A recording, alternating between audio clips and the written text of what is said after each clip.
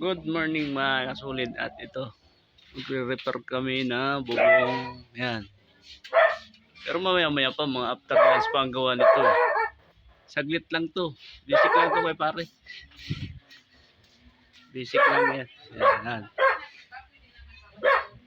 abangan nyo na lang mamaya pag natapos na mga kasulid. Iyan na nga mga kasulid, at yan na babakbakin na namin yung medyo na utay-utay na namin ng kaunti yan mga kasulid. Ang hirap mag sundot-sundot ng bubong mga kasulid. Super hirap tanggalin, lalo na pag yung matagal na, nakapako yung sa kukulamber. Bigas talaga at bunutin. Bulok na yung hero, ayaw ko matanggal yung mga kasulid. Hirap. Kaya yan mga kasulid mo. Iwan ko lang pag hindi persahan na talaga ako diyan mag-tuk-tuk mga kasulid mo. Yan ayaw talaga niyang bumitaw. Talagang pinahirapan talaga mga kasulit dito. Pero yan, salamat naman at na utay-utay din mga kasulit, at yan natapos din siya. Yan, magbakbak na. Sige, birahin mo kasulit yan. Kung hindi mo pa kinaya, sige yan, sige birahin mo. Sobrang bigas talaga mga kasulit, lalo na pag nakapako talaga sa kukulamber. At yan na mga kasulit, natapos na. Ito na, nagkakabit na ako ng patungan nun sa trusses. Ayan, i-welding ko na dyan mga kasulit. At ayan yung sa isang side, at dito na naman sa kabilang side. Ayan ang mga kasulit. Kaya medyo itong ginagawa na to ay after lunch na to mga kasulit. Sinimulan ko after lunch to kinabit. Kaya ayan, putol muna tayo ng mga parlina para sa trusses, para mabilis, diretso tayo mga kasulit.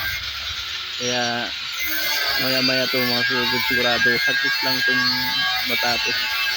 Update lang namin itong titirahin, kasi gatong sistemong gawaan pang update lang talaga ito mga kasulit gawaan. Kaya basic lang ito kay kasulit. Kaya yan, putol pa ng putol sa ito na nga mga kasulit. Yan ay kabit ko yung trusses, yung mga parlina dyan. Sunod naman ito mga kasulit, merienda muna kami. Yan, pansit canton, may tinapay. Ang sarap talaga ng merienda. Thank you pare. Yan, mga kasulit, start na ulit tayo galing yan, welding. Ayan, magkakabit na ako ng mga parlina, yung pamakuha ng hero. Sa latang bagay marunong mabilis. Kahit pati sobrang babae. Init talaga mga kasulit, talagang quad din ako parang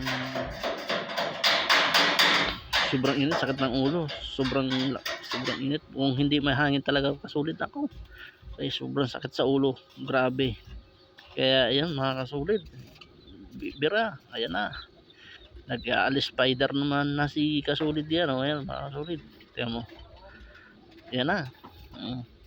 Sige, welding lang kasulit, at alam kong matatapos na yan mga kasulit. Kaya mo yan, basic lang yan sa'yo. Talagang basic lang naman talaga mga kasulit. Medyo manipis lang yung aming tubular D, yan yung aming parlina to, 1.2 lang yung nipis niya. Kaya medyo mababa yung triangle para hindi masyadong takaw butas. Kaya yan, pinapaspasan ko na dyan mga kasulit. At ito na, last na kabit na tong parlina na to, para malagyan na namin ng bubong ito mga kasulit. Kasi kailangan bago magdilim may kabit na yero. Ito na mga kasulit, ayan na, natapos na lahat. At yan na yung nangyari, nalinya ko na yung kuryente sa may outlet. Ayan, okay na mga kasulit, di ba? Saglit lang. Thank you for watching, bye bye.